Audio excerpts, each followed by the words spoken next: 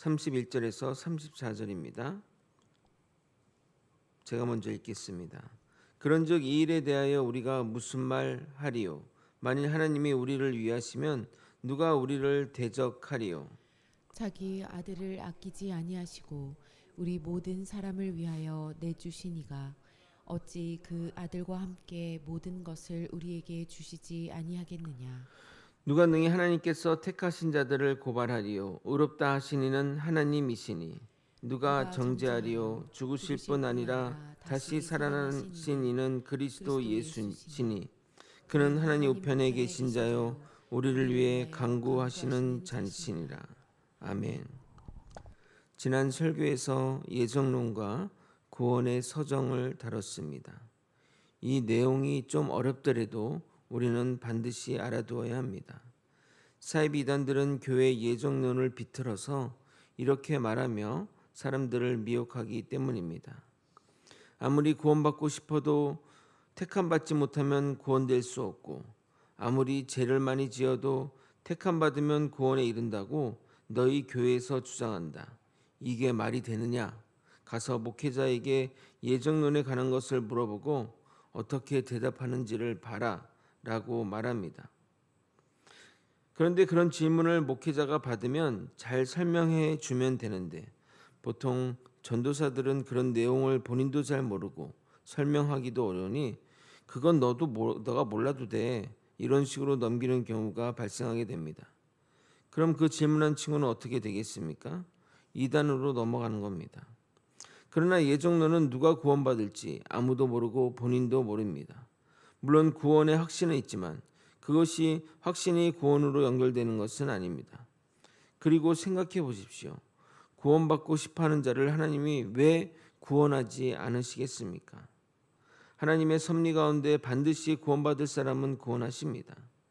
예정론은 인간이 만들어낸 이론이 아니라 성경의 증언입니다. 우리 인간의 머리로는 잘 이해되지 않지만 어찌 우리 인간이 하나님의 뜻을 다 알겠습니까? 이해되는 신은 신이 아니라고 말하는 것처럼 우리가 하나님의 뜻을 모른다는 것은 너무나 당연한 결론입니다. 나중에 자세히 이 예정론을 다루도록 하겠습니다. 우리는 또 지난번 설교에서 구원의 여정도 살펴보았습니다. 기억하실까요? 소중의 칭양, 성경영, 약자죠. 앞자들 꼽은 겁니다. 이 구원의 순서는 시간의 순서로 된 것이 아니라 논리적인 순서로 동시에 일어나기도 하고 순서가 바뀌기도 합니다. 그러나 중요한 것은 이 모든 것을 하나님이 이끌어 가신다는 겁니다. 우리를 부르시고 성화로 이끄시며 최종 구원의 영광으로 우리를 이끌어 가실 것입니다. 누가 그렇게 하십니까? 바로 전지전능하신 하나님이 말입니다. 여러분 가운데 복음의 메시지를 들으시고 이런 생각을 하실 분이 계실 겁니다. 아니 우리는 아무것도 안 해도 되겠네. 하나님이 다 하신다고 말하니 말이야. 그렇게 말하신다면 복음을 제대로 깨달은 겁니다. 우리가 할 일은 없습니다. 그렇다고 죄를 지으란 말은 아닙니다. 우리는 그 주님을 신뢰하며 주 안에 거하며 주님 말씀 따라 나아가면 되는 겁니다. 에이 목사님 그것이 얼마나 어려운 일인데요. 그러나 구원의 큰 역사에 비하면 정말 아무것도 아닌 것입니다. 오늘은 구원의 확실성을 다뤄보도록 하겠습니다. 우리가 믿음 생활에서 믿음의 확신을 가지고 사는 것이 매우 중요한 이유는 우리 신앙 생활에 탄력을 주기 때문입니다. 또한 믿음의 확신이 없으면 이단의 공격에 쉽게 무너지기도 합니다. 그러므로 우리가 이 땅에 살면서 구원의 확신을 가지고 믿음 생활하는 것이 정말 중요하다 하겠습니다. 우리 모두 믿음의 확신을 가지고 신앙생활을 하기를 소망합니다. 오늘도 하나님이 우리를 붙드시는 구원의 과정을 더욱 깨달아 하나님의 섭리를 이해하는 지점으로 나아가는 저와 여러분이 되시길 예수 그리스도 이름으로 축복합니다. 사도 바울은 하나님이 우리를 보호하시는데 우리를 부르시고 거룩하게 하시며 영화의 길로 인도하신 일에 누가 반대하며 누가 대적하겠냐며 강한 어조로 성도들에게 확신을 심어줍니다. 31절입니다.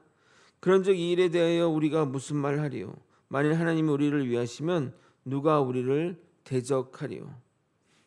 하나님이 구원하시기로 작정한 자들은 어떤 일이 있어도 구원의 경륜에서 이탈되지 않는다는 사실과 그렇게 하시는 하나님의 견고한 사랑에서 누구도 끊을 수 없음을 말하는 겁니다. 이 표현은 하나님이 그렇게 하시겠다는데 너가 뭐라 말하냐 이런 의미가 아니라 하나님이 하신다고 한다면 우리가 내릴 수 있는 결론은 이것이다 라고 말하는 것입니다. 구원의 여정에서 하나님의 신실한 약속은 반드시 이루어질 것입니다. 그러나 우리 또한 우리에게 주어진 믿음의 싸움에서 져서는 안 될 겁니다. 거제에 손님이 놀러 오게 되면 주로 바다로 많이 가지만 가끔 산으로 데리고 갈 때가 있습니다. 저 산에 올라가 이 바다를 보면 다도해가 다 보여 장관이라고 가자고 하면 손사래를 치며 체력이 안 되어 못 간다고 말합니다. 그러면 제가 이렇게 말합니다. 차로 99% 가고 나머지 1%만 걸어가면 됩니다. 라고 하면 대부분 올라갑니다. 마찬가지로 우리의 믿음의 길도 그렇습니다. 구원의 역사는 하나님의 전적으로 하시지만 성도의 책임도 있습니다. 물론 성도의 책임을 다한다고 구원이 이루어지는 것이 아니라 우리가 해야 할 일들은 해야 한다는 겁니다.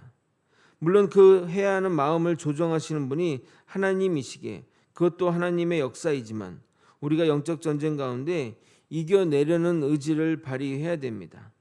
우리의 의지와 하나님의 섭리가 절대 모순되거나 겹치거나 방해되지 않습니다. 우리도 노력하여 맺은 열매는 더욱 아름다운 열매로 맺히게 될 것입니다. 사도 바울이 이렇게 확신에 찬 말을 하는 이유는 고난 중에 있는 로마 성도들에게 큰 힘을 주려고 하기 때문입니다.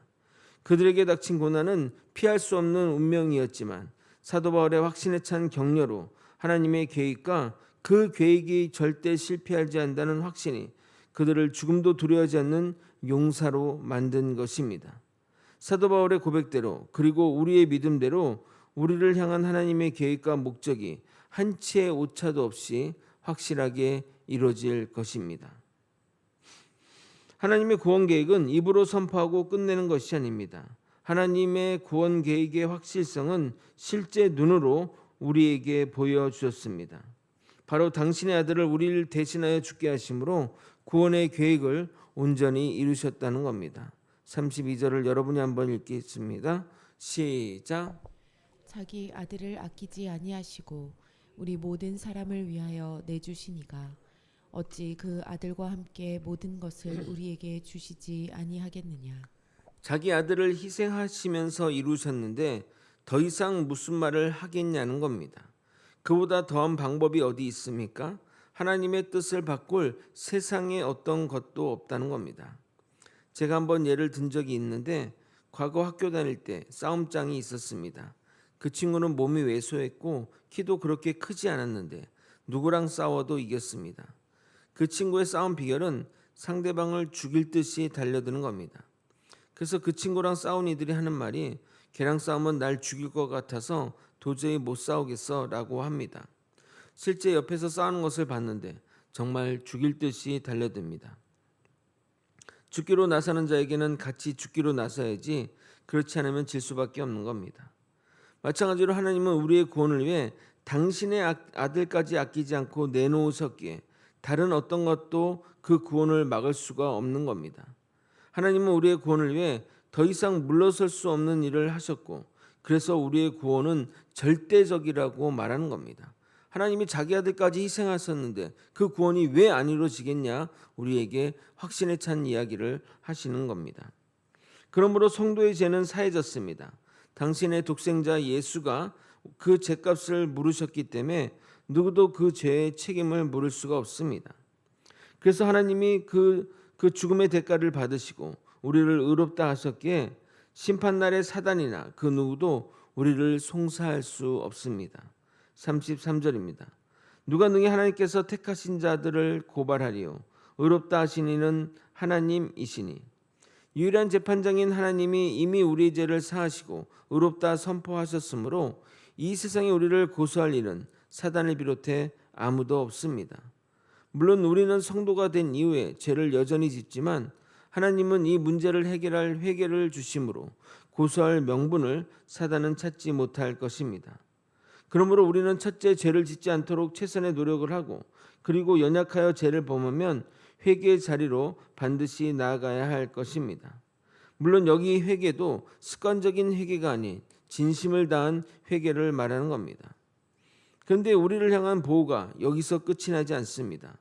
검사가 우리 죄를 고소할지라도 최고의 변호사가 붙어 있다면 두려워할 일이 없는 것처럼 우리에게는 예수 그리스도가 우리를 위해 변호해 주신다는 겁니다. 그러니까 변호사와 판사가 내 편이고 무슨 사건으로 기소할지라도 하나님이 기소 치하를 하시니 우리는 정죄받지 않고 구원에 이르게 될 것입니다. 사도 바울은 이것을 비유적으로 법정 용어를 사용하여 우리에게 이야기하고 있는 겁니다. 34절도 한번 여러분이 읽어보도록 하겠습니다. 시작.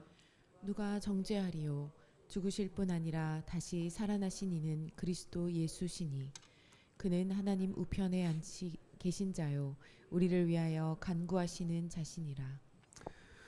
신앙생활은 혼자 가는 길이 아닌 반드시 주님과 동행하는 길입니다. 그러므로 우리와 동행하시는 주님을 의지하여 주님을 배반하는 길로 가지 않고 주님을 기쁘시게 주님을 따르는 우리가 될 수 있도록 믿음의 확신을 가지고 나아가는 우리 모두가 되시길 예수 그리스도 이름으로 소원합니다. 말씀을 정리하겠습니다. 사도 바울은 하나님이 우리를 위하시면 누구도 대적할 수 없다는 확신을 선포하며 하나님이 부르시고 의롭다 하시며 영화로 이끄시는 구원의 계획은 절대 실패하지 않음을 강조합니다. 구원은 전적으로 하나님의 역사이지만 성도 역시 믿음의 싸움 가운데 순종하며 책임 있게 살아가야 하고 이 과정에서 우리의 의지와 하나님의 섭리는 충돌하지 않는다는 겁니다. 하나님은 말로만이 아니라 독생자를 아끼지 않고 내어주심으로 구원의 확실성을 증명하셨기에 그 어떤 것도 이 구원을 막을 수가 없습니다. 이미 하나님께서 우리를 의롭다 하셨으므로 사단이나 누구도 우리를 고발하거나 정죄할 수 없으며 설령 고발이 있다 할지라도 부활하신 예수 그리스도께서 우리 하나님 우편에서 우리를 변호하시고 강구하십니다. 이 확신은 고난 가운데 있는 로마교회 성도들에게 두려움 없는 믿음을 주었고 오늘 우리 역시 주와 동행하며 흔들리지 않는 구원의 확신 속에 살아가게 합니다. 주의 인도하심을 따라 이 구원의 서정을 따라가는 저와 여러분이 되시길 예수 그리스도 이름으로 축원드립니다. 기도하시겠습니다. 남들이 뭐라 할지라도 나의 구원은 확실합니다. 누가 너에게 구원된 걸 확신하냐 묻는다면 주의 말씀에 의지하여 나는 구원받았다고 고백하는 구원의 확신의 사람이 될 수 있도록 역사하여 주시옵소서.